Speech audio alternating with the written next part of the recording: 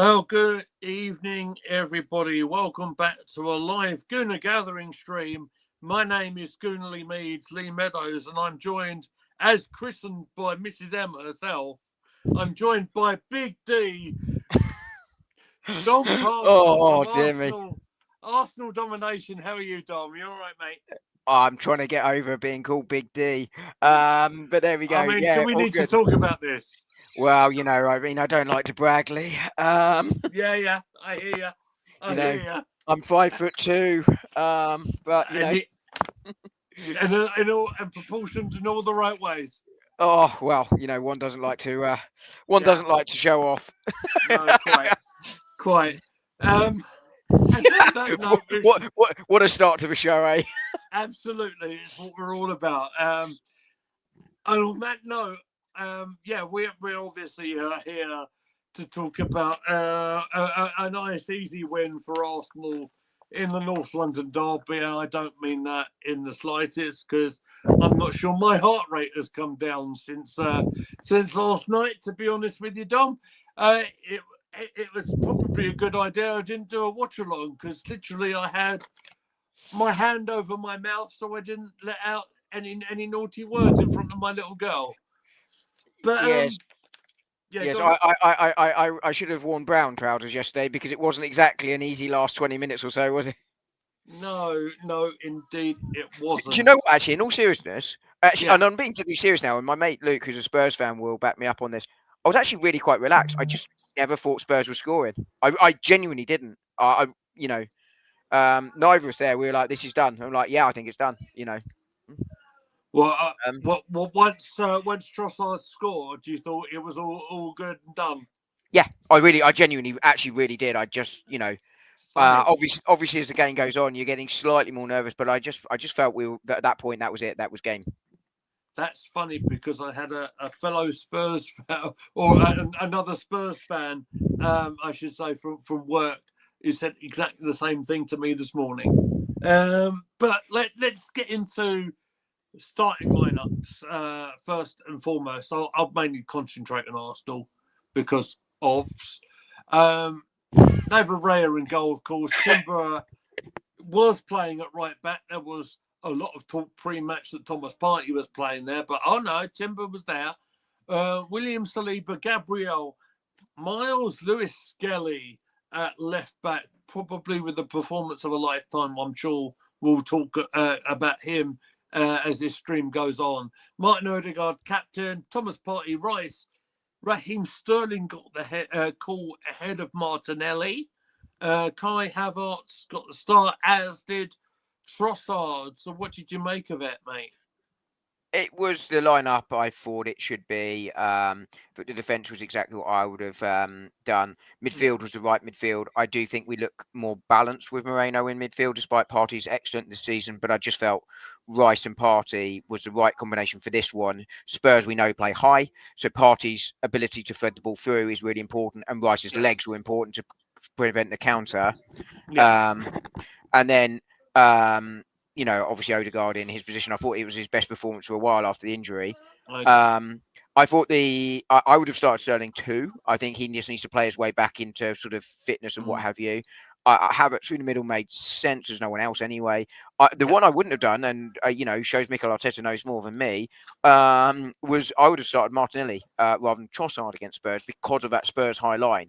And the space that Pedro Porro leaves. And in fairness, as we'll come on to, Trossard exploited it too. So it was the right selection. But yeah, I mean, it was 10 out of 11 that I would have picked if I was, the manager.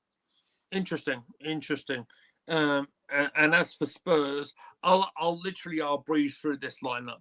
I believe it was a Premier League debut for their goalkeeper in Kinski. I think he played another match, but that was the FA Cup, wasn't it? That's correct. He did play a few cup games, but I think this was his Premier League debut. Obviously, there are injuries. I think he was only signed about a week ago or something. Pedro Porro at right back, I believe. Dragerson, Gray, Spence. I'm literally reading off Sky Sports, so if they're not in position, I'm sorry. Saar, Basuma, Boingvel, Kulicheski, Solanke, and Hong-Min Son in their starting 11. I felt in the first sort of like in the opening in this game, Arsenal decided to go about 100 miles an hour, literally in fifth gear. We were flying at them from the get go. Did that surprise you at all in terms of a quick slot for Arsenal? Yes, I mean you've got to look at recent performances. Yeah. If I'm going to be quick, look, I've always spoken about mitigating circumstance. We know them well. There's limited Mm. options going forward. Partly Arsenal have to take responsibility for that. Partly it's just unfortunate. But Mm. recent weeks, Arsenal have been slow and ponderous, and it has infuriated me and it's Yeah. infuriated others. And Yeah. we've spoken about it many a time. However, I think I probably should have been less surprised given it was the sort of rigor and excitement of a derby that sort of gets players going, gets those blood pumping more than, no offence, Brentford away or Brighton Yeah. away or, even if you like Liverpool away in some ways, it's the Mm. North London derby, so it probably shouldn't have surprised me. But I think this is what Arsenal need to do more, and it's where I have been critical of Arteta is that we haven't done that, and when do play like that, we look so much better. Mm. And we still defend reasonably well. And that's how you've got to play against Spurs because they're not good defensively, partly because of their injuries, to be fair. Their entire back 4-5 are out, if you include the keeper. They're Yeah. starting, or at least 3 out of the 4 are out in the back 4 plus the keeper. They're obviously not going to be great defensively, but Ange Postecoglou wouldn't know a defence if it leapt up and smacked him in the face. Let's be honest. That's not Brutal but honest. it, if I'm honest, if I'm Spurs right now, where's my frustration? Not at my league position. It's the fact that my manager refuses to try and protect the defence that clearly needs it because of the injuries. Mm. And that's where we had to move for. So I'm pleased we did, and it showed. And the irony was, and I messaged Luke yesterday. I was like, "Sucker punch coming," and literally, Yeah. it did because Arsenal were totally dominant in those first sort of 20 minutes or so. Absolutely, there were. And to your point, playing Archie Gray at centre half as a young man who's trying to make his way in the game, as he's a midfield player, really, but he's trying to, he's got a place in their defence. A bit like Lewis Skelly, who's a midfield player by trade, but has found his way into the first team playing left back for Arsenal. A bit like a certain number 7 that plays for Arsenal, actually. Yes, of course, that is where he got through into the team originally. Of course, I noticed you say that earlier, and actually, I thought it was a really good point. It's how he came through. Be Exactly. interesting to see though, with the way we play left back now compared to when Saka came through, whether Miles Lewis Skelly stays there. Actually, that I don't know, but that'll be interesting. Just on a side note on that, I think there's only been one occasion really where he struggled at left back, and that was the Newcastle game that we did the watch along with. So I blame us entirely. Yeah, probably my fault, guys. Sorry, my bad. But it was like he's come into a position. He's learning as he goes. He's 18 years old. Certainly in this match, I'm sure we'll get into more of this as we go on. Showed maturity beyond his years.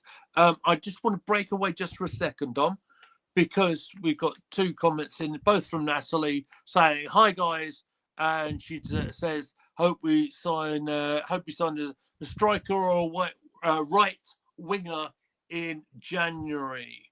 Well, I think that's what we're all hoping for. Whether it will happen or not, Dom, I'm not sure.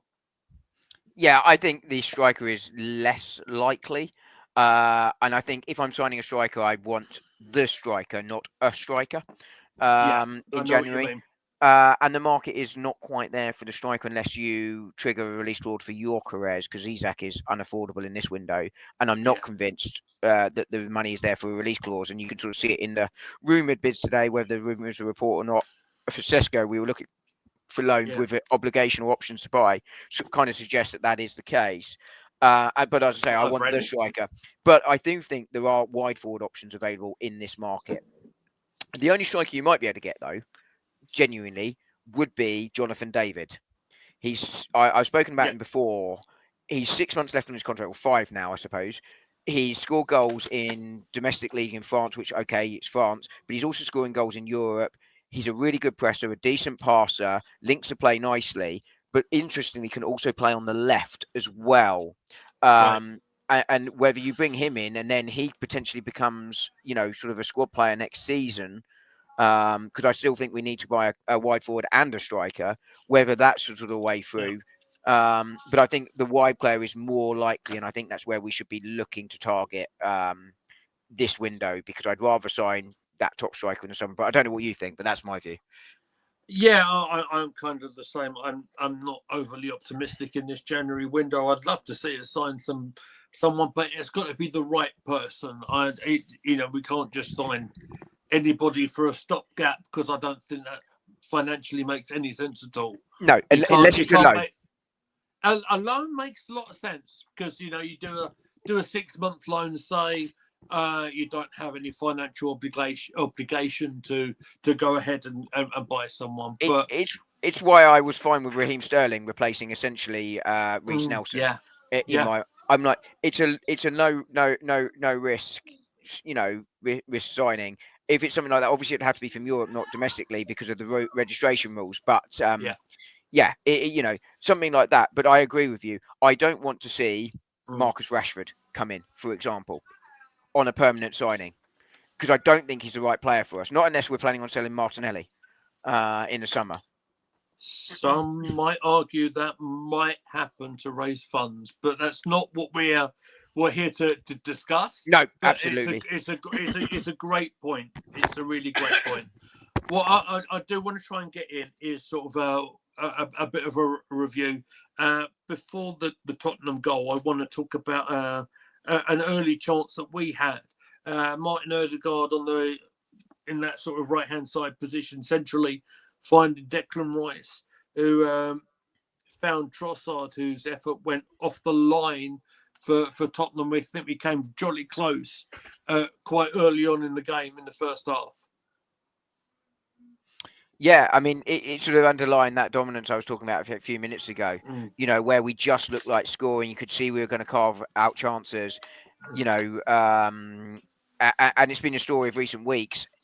And at some point, you've got to hope that changes, but it doesn't look like it at the moment. But I think, it's going to get better, but how much better does it get? We had this spell last year, by the way, around this time where we couldn't score. But yeah, that was the start of the season, wasn't it? That was literally up until the sprint trip to Dubai, I think, really. Yeah, the start of the year rather than the start of the season. But yeah, which, by the way, we might be getting a trip to Dubai in now we're at the FA Cup. It might be the only silver lining. Result. Maybe, eh? Ben White will come back, and you, man. He'll be all orange. So we mentioned the Trossard effort. I want to, before we get to the Spurs goal, there was a warning sign, and I don't think it's something that we really addressed in terms of when we got to the goal. Tottenham corner came in, Kulusevski, an effort extremely well saved by David Raya. Yeah, absolutely. No, I mean, like you say, it was a warning sign. I mean, you look at the field map for the whole game, and that was really their only sort of period that they had, and they had that 2 or 3 minutes, which obviously led up to the goal. Really good save from Raya. I can't remember. I think Kulusevski managed to drop off. I can't remember who was marking him, but he lost him completely, if I remember rightly. And a good save from Raya. I'm not sure who it was, but yes. And it was a warning sign. Yeah, absolutely. If we go into Son's goal, this occasion Spurs caught us out on a short corner, and when it was eventually swung in, Gabriel Magalhaes did get a header out. Son was completely unmarked on the edge of the penalty area. He took it down well, released that right-footed shot that did hit Thomas Partey for a deflection, and I don't think Raya had a chance as soon as it hit Thomas. Your thoughts on the Spurs opener? I think that's exactly that. I think Partey's unfortunate, but I also think he was a little bit slow getting out. But you can't leave a player of Son's quality, even though he's having a poor season by his standards, unmarked on the edge of the area like that. You're asking for trouble. I thought it was a good header out from Gabriel under pressure. But Son's going to put it in. I mean, you feel for Raya because there's nothing you can do. You feel for Partey in some ways because it hits him. But as I say, we can't be leaving him there, and you've got to be getting out quicker. We were slow out. and on that, I feel for Gabriel as well because he won the header, as you say, but because there was no one marking the edge of the box, it was literally he had a free opportunity to swipe a shot away, and we know how technically gifted Son is. It ain't the first time he scored against Arsenal, unfortunately. And yes, he made it 1-0 to Spurs. Nicholas Yeovil will be fuming. Yes, indeed he will. But I think he'd be quite pleased with the way how we responded, and how smart of it was it for Mikel Arteta to secretly sign a striker without letting anybody know, because Declan Rice's corner came in. Gabriel Magalhaes, he got a header to it, but who put it away? Big Dom Solanke. The Arsenal fan. Exactly. I mean, it's a smart bit of business. No one knew. Dom, did it catch you out as much as it did me? Oh, dear me. Yeah, I mean, I felt for Solanke because there's nothing he can do. It's one of those ones where I play in defence and we all scored own goals like that, where you've done what you should do and it hits you and goes in. So I feel for Solanke, to be fair. I mean, not too much because it was the equaliser. But what I will want to say is I thought Arsenal's corners and set pieces were, again, spot on last night. I thought Arsenal were really clever targeting the goalkeeper. He's inexperienced. You know, I remember Arsenal fans having a complete wobbly over the fact Spurs had signed someone like, they signed someone from Sparta Prague. Like, you know, he's not exactly signed, you know, Pete Messi or Ronaldo. You know, and, you know, he was always going to struggle with that sort of pressure because he's probably not so used to it. Certainly not with that quality. And there was a real pattern about Arsenal where they were putting them all to the far post or that middle area all night long. And it was such a good delivery in that horrid area for the keeper. You know, and we all know how dangerous Gabriel is. Oh, you're in and out. Ground control to Major Lee. He's not there. Oh dear, you might be stuck with me. Oh, there goodness. He is. Oh God, I was having a heart attack, much like I was during the match last night. Dom, sorry about that. Not as much as I was just now, but that's all right. You're a professional broadcaster, mate. That's all right. But yeah, it was a really clever corner. And I heard Charles Watts talking about this earlier. He was wondering whether Arsenal might appeal that and sort of say it's a Gabriel goal and a Solanke. I couldn't care less whose it is. It's gone Doesn't in. matter, does it? And by the way, I think we should say this in the interest of fairness because it did come off Trossard. It wasn't a corner. I was going to bring that up actually. Yeah, go for literally, it's my next point. Should it have been a corner? No, because Trossard played it off, or was trying to play it off the number 23. I think that's Porro, if I'm not mistaken. Yeah, but it clearly came off Trossard. But you play by the whistle, and in actual fact, VAR can't get involved in decisions like that. It's only when it's like a goal or anything like that, or a clear and obvious decision. But it was off that set play. It was unfortunate for Spurs, as it pains me to say. But honestly, I don't give a stuff because it counted for us. Exactly. Yes. And I was just going to say, look, I've defended the on-field officials a few times this season and sort of had a bit of a go at VAR. I remember sort of against that Wolves game when their defender choked Havertz to the floor. And choke slam. Yeah, and you know, a couple of other times where I've sort of said the on-field referee, I can see why they've made a decision or not made a decision because they haven't seen it. You know, the choke slam, he's turned away because what is it? It's a coming together of players. He thinks that's the end of it, you know, and he's watching the rest of the game where VAR should come back. Last night, I can only imagine that the on-field referee from his angle thought that Trossard was already off the pitch when it hit him. Because his momentum was carrying him off, and from his angle, it probably looked like that. We've, you know, go back to that Newcastle goal last season when the ball was it out, was it not out? It's difficult not to see that again. But you see what I mean in terms of angles. From his angle, it might have been that. So I'm not going to, you know, obviously it's in our favour this time. But I can't criticise VAR because they are not allowed to intervene for things like that.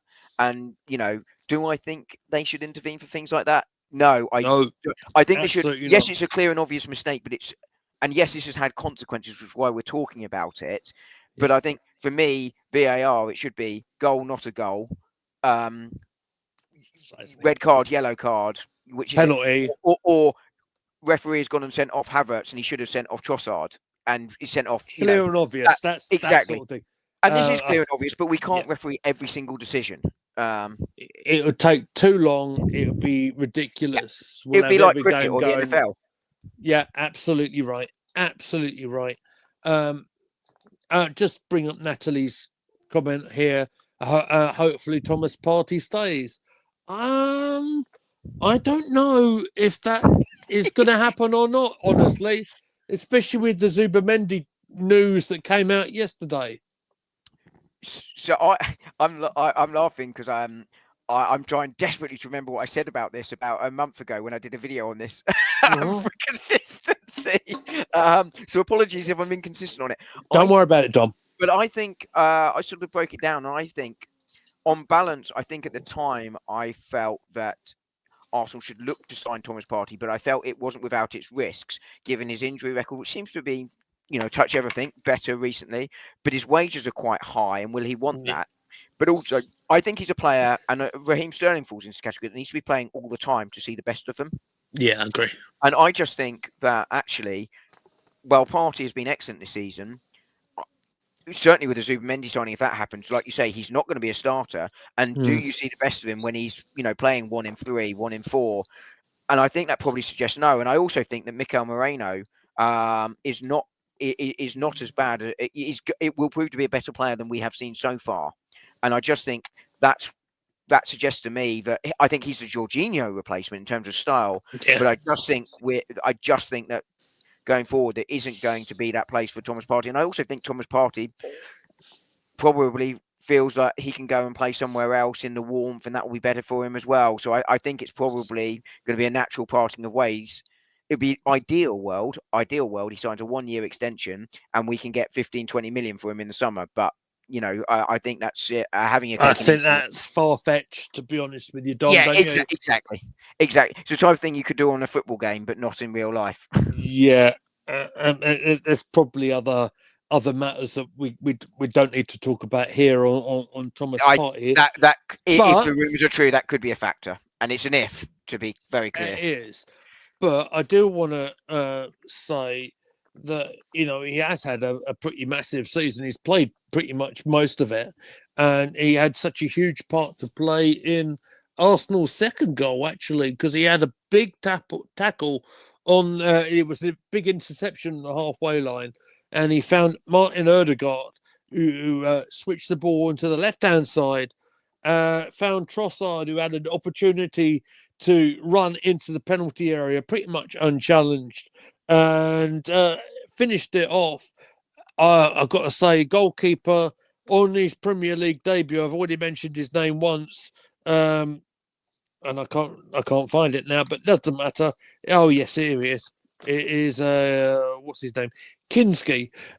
He definitely shouldn't have let this goal in for Trossard, but he did. So happy days for Arsenal. I think it was encouraging to see Trossard take the shot on because he's not in the best of form.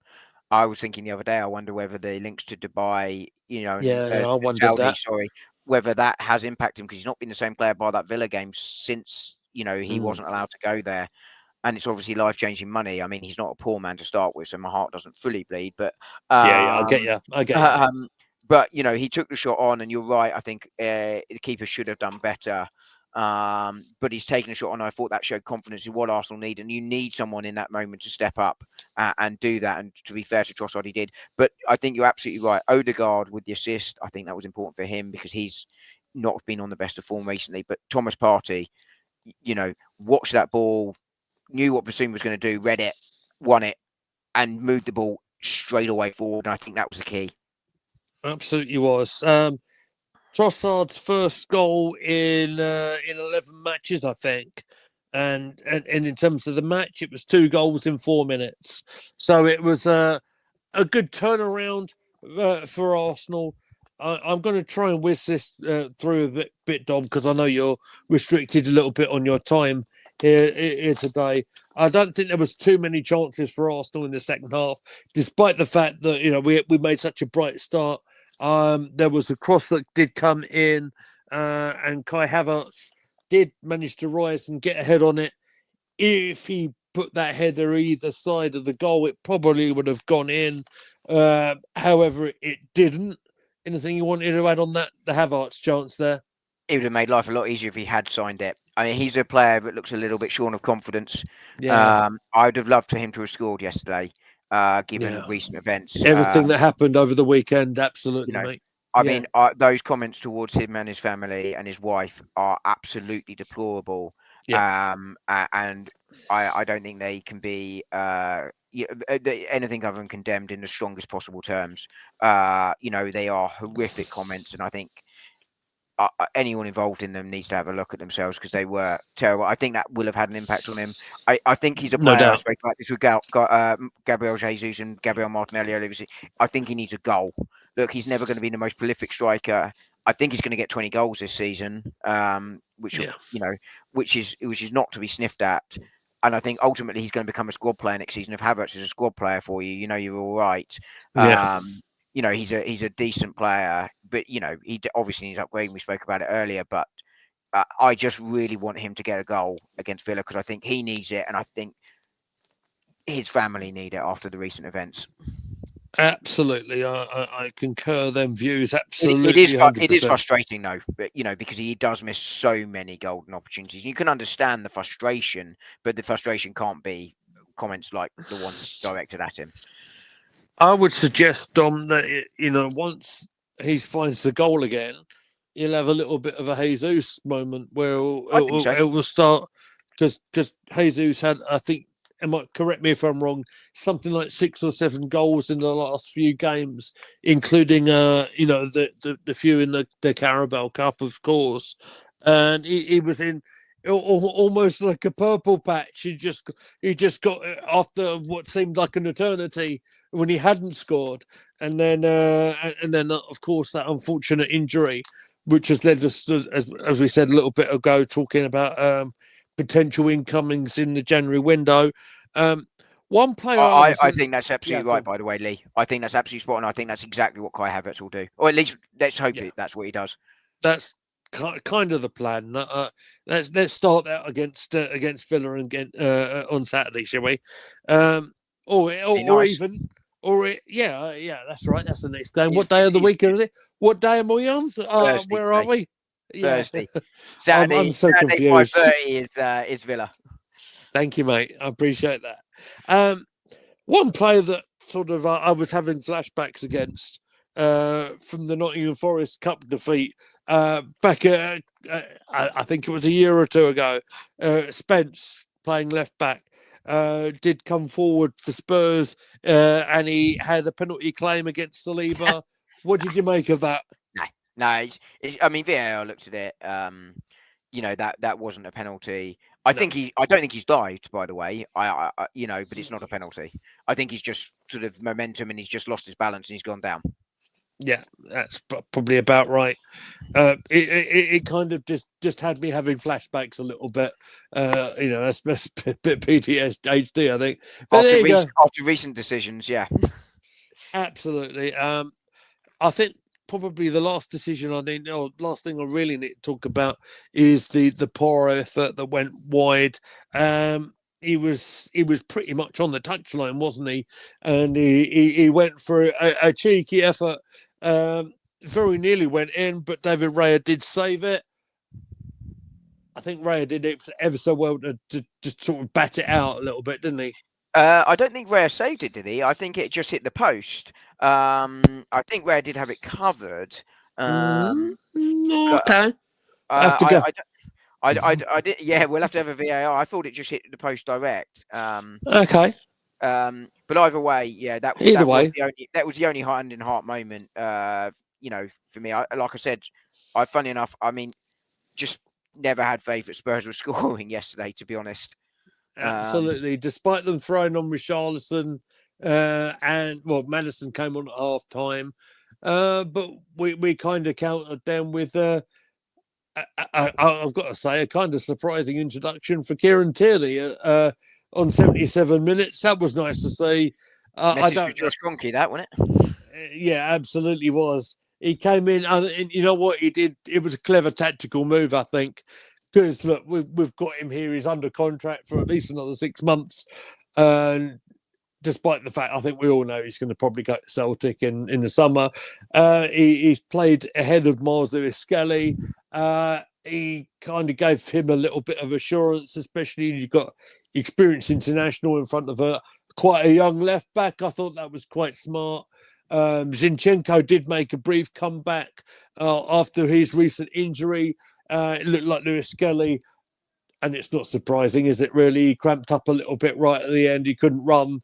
I'm not surprised, despite how much running he did during the match. He was incredible.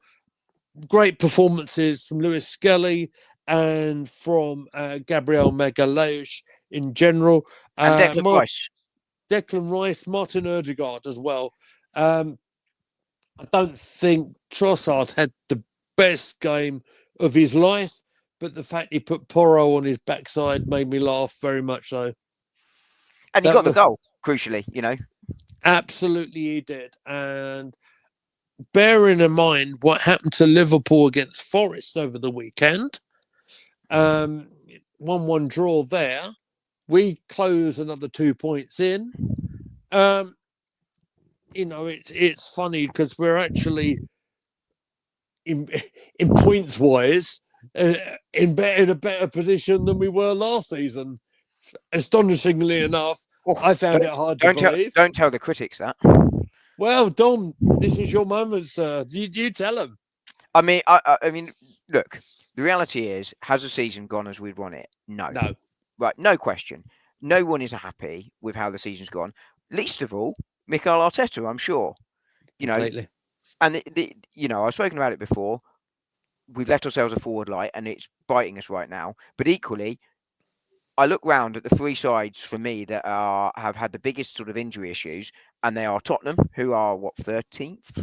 Yeah. And obviously their squad isn't as deep as ours, so you wouldn't expect them to be up with us. But are they the 13th best side in the league? Nah. Yeah. Manchester City, champions for the last 4 years, find themselves 6th. And ourselves, who are 2nd. And I think we're there might be other teams that have had more injuries, but they're the 3 that sort of spring to mind. Yeah. And actually, when you provide it in that context, I think it is a credit to us that we have done that. Yeah, but absolutely. We do have to play a lot better. And as you say, we're on a better points position than we were at this time last year. I think the thing we do have to temper that with is, do we think we're going 16 out of 18 wins? Probably not, let's be honest. Yes, we definitely are. But I also don't think, I disagree with you on that, but I think you're probably, being positive for the sake of being positive a little bit. Yes. But I also don't think that I don't think more than 85 points wins you the league. I think 85 points is the most you need to win the league this season. Now, just really quickly, if I may, I've said all season I felt Liverpool were vulnerable. That Liverpool have been amazing at the start of the season, but I'm not sure that they have the legs, and it's going to be a question of who slips up the least rather than who plays the best, if that makes sense. I know that sounds like the same thing, but there's all the difference in the world between those two positions. I think they look vulnerable, and I think an injury to Salah, in the same way it has for us with Odegaard and Saka or Rodri at City, I think could leave them really struggling. He's been involved in 70% of their goals. Now, there's a big if there, but there, I think they've been fortunate all around this season, and I just wonder when that luck might well change for them. Just as our horrific luck, and let's be honest, not taking away the mistakes we've made, I want to be clear on that, but the luck we've had has been horrific this season, and I believe, generally speaking, these things over themselves out, and if it does, and we saw that a bit last night with the corner, if that does happen, and we do get that forward in, the season could well turn. It is not over. I do think Liverpool will probably win the league now. It just feels like it's not going our way. But we've done something we haven't done in December, which was Liverpool slip up and we close the gap, and it puts the pressure on. And that their game in hand is away at Everton. It's not easy. Absolutely, and I believe the third from last game, if I'm not mistaken, Dom, is Arsenal at Anfield. Yeah, that could prove absolutely pivotal. Bring up Natalie's comment saying that Forest have also got a great goalkeeper in Matt Sells. You could say he's excelled Oh, jeez. Thank you very much. He's on for the Golden Glove at the moment, isn't he? He certainly is. He's been phenomenal, as has Forest themselves. Yeah. They will be more than pleased. Yeah, I think they're slipping where they away. are. Yeah, they're slipping away, Perhaps. but you can't take anything away from them. They've done really, really well. Perhaps, or you could look at it the other way, and they could think themselves as the next Leicester City. You never know. I think unlikely, but I mean, I don't know whether they as long as 1,000 to 1 bet to win the league. I don't know. I mean, If anyone's imagine, got it, I bet you're getting quite excited. I imagine they wouldn't have been far off. I can tell you, Mr. Brian Clough will be looking down at Forest and being very proud of what they're doing right now. Yeah. Now then, young man, my Barbara. My Barbara. Absolutely. Do you know what? I don't think we can top doing impressions of the great Brian Clough. Well, yours were better than mine. Thank you very much. I definitely haven't practiced, but I think that just about runs this review. I know I need to cut it out because I know I've already overrun a little bit than I wanted to. I was all good. It's fine. So but yeah, no, a good result last night. And look, it doesn't put to bed entirely the issues of recent weeks. Have to follow it up with Villa now, no question. But it always feels good to beat Spurs. Always. Absolutely, it makes life a little bit easier, doesn't it? Up in North London when you come one good against the old enemy, and in fact, it's the double against them, so that's always a good thing as well. 3 straight wins as well against them in the league, and they continue the tradition of scoring goals for us, which I think is a really good thing. Long may that continue. Yeah, I mean, I don't care how they go in, as long as they go in, in for us. That's the main thing. Absolutely. I think that will just about bring our review to a sort of near enough a close. I want to bring our Gooner Gathering audience to the attention of your video that you put out on Mikel Merino, which I watched before going live this evening. You can find that, of course, on Arsenal Domination. You can see Dom's channel name on the little banner there. Anything else you want to plug you got coming up on your channel, Dom? There will be videos out. I tend to sort of decide I'm going to talk about this, and then I grab my phone and press record, and then I do it. Then it goes up. So God knows what's coming next. You don't do this thing, no? You don't do notes and stuff. No notes, one take, mate. What a pro, gentlemen, ladies and gentlemen. What a pro. But what I was going to say is, I didn't know if you wanted to quickly talk about Miles Lewis-Skelly and talk to the new contract very quickly, because absolutely, I know you're a big fan of his, and we all should be. He's been fantastic. Well, it's funny you should bring him up in all fairness, because he's a big mate of mine as well. I thought I'd tee you up. Thank you very much. There he is. There he is with my Miles Lewis-Skelly, with myself and my lovely daughter Amy over at the pre-season friendly at Chelmsford City. I think it was the 1st of August 2023. He was nice enough to come out and say hello to us all.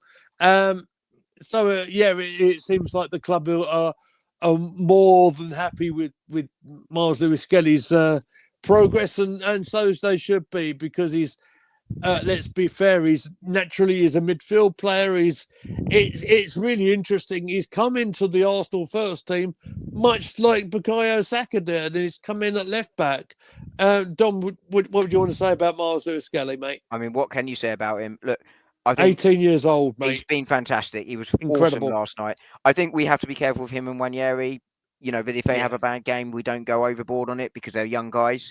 But he's been fantastic. And I said at the start of the season, people criticising the size of the squad, and I pointed out that if you factored in the fact we hadn't registered our third choice goalkeeper because he was, under 21, and hadn't registered Wanyeri or Miles Lewis-Skelly because, again, we didn't need to, then the squad size was right. It was slightly unbalanced, as I said at the time, but these guys have proved, Wanyeri and Miles Lewis-Skelly, that they are ready to play in this first team, particularly Miles Lewis-Skelly. I think everyone would have said it's Wanyeri pre-season, but Miles Lewis-Skelly has proved. Isn't it funny? Lewis Skelly's had so much game time. It is unbelievable, and I'm so pleased for him. He was genuinely such a humble, nice young man when I had the chance to talk to him very briefly last 2023. So yeah, a couple of years ago now. But he was a nice man, and he's making incredible progress. You know, people are saying that we wasted money on Calafiori. I'm not convinced we did. It's just Miles Lewis Skelly is playing that well. He's keeping Calafiori out. Is that and Calafiori's unfortunate sort of little injuries and stuff like that? That was my concern about him. Actually, was he had that knee injury beforehand, and how would he stand up to the Premier League? Let's see, because sometimes players just don't need that adaptation period. But I don't think we have wasted money on Calafiori. But I think part of that narrative is how well has Miles Lewis Skelly played. Absolutely. I mean, we could probably continue this for a while, but I don't want to keep you as long as much longer than I promised. So, what I do want to say is cheers everybody for watching us tonight. It's been a very interesting couple of days here on Gooner Gathering, and here we go. Here's the social media banners. Here's where you can find us all. Of course, Dom, you go first, mate. Where can they find you, and tell them on your YouTube channel again? So YouTube channel is Arsenal Domination. I have a Twitter account of that name, which I think is AFC Domination, because Arsenal Domination didn't fit in, something like that. You can find me there. I do videos most days. Had one on, as you plugged earlier, very kindly, on Mikel Moreno. I am thinking about discussing a really interesting topic tomorrow, but not necessarily sort of the most exciting, which is PSR a little bit, because I think, I mean, it will be speculation. He signed for Fulham, didn't he? Yeah, it was ESR. Oh, sorry. My bad. But actually, there's a lot of talk around it at the moment. Look, no one knows where we are, but I think I might just explore that a little bit tomorrow. That I might need to do some notes for. But yeah, I do videos most days. Yeah, just my thoughts. Yeah, stop by, say hi, give your thoughts. The only thing I ask for, which is the same as you, just keep them nice and respectful.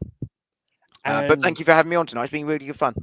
Dom, you've been an absolute joy, mate. Thank you very much. And make sure our audience, either live or on demand, make sure you subscribe to Arsenal Domination as well. Give us a like. Give Dom a like on his video on Mikel Moreno. And that will just about wrap us up for this evening.